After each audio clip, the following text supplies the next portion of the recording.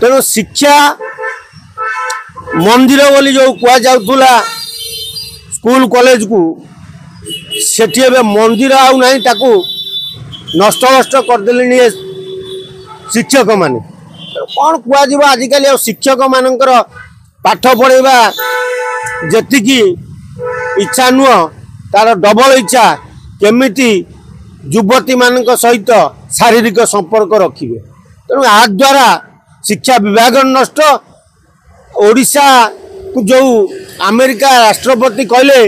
जे ओडिशा रे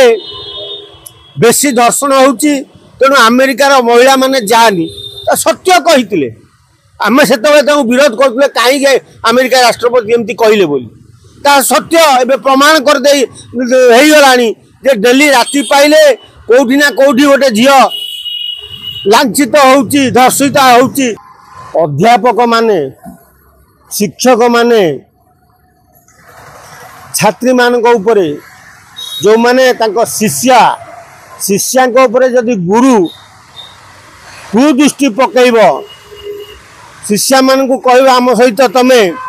अंतरंग मुहूर्त रे मिस तेणु शिक्षार नीति नियम सब बदली गलानी एबे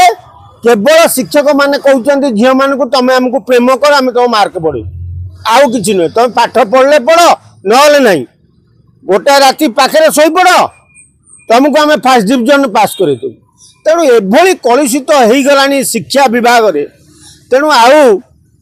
एबे बहुत बापा माँ भय कले झील मान को कॉलेज पढ़े पूर्व दिन को बोधे ओडिशा बैक कर पूर्व काल लोक मैंने झील मान को पाठ पढ़ा को स्कूल कॉलेज छाड़ू नुले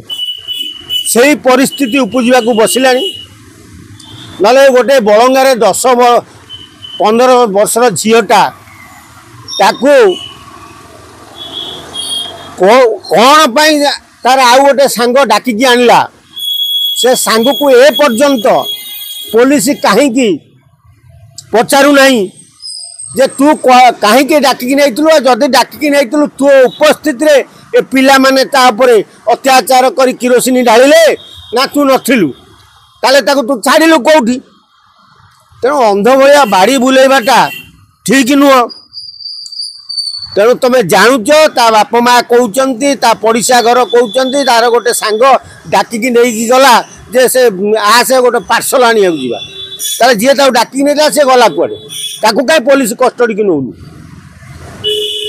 तेणु परिस्थिति एत भयावह हो गलानी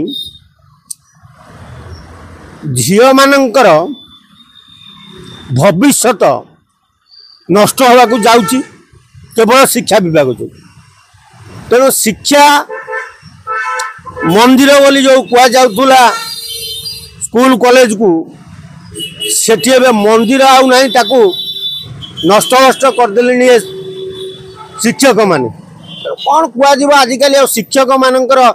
पाठ पढ़ेबा जी इच्छा नुह तार डबल इच्छा केमिति युवती मान सहित शारीरिक संपर्क रखिए। तेणु आ द्वारा शिक्षा विभाग नष्ट ओडिशा को जो अमेरिका राष्ट्रपति कहले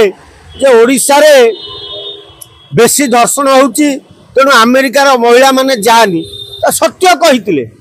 आम से विरोध करते कहीं अमेरिका राष्ट्रपति एमती कहले बोली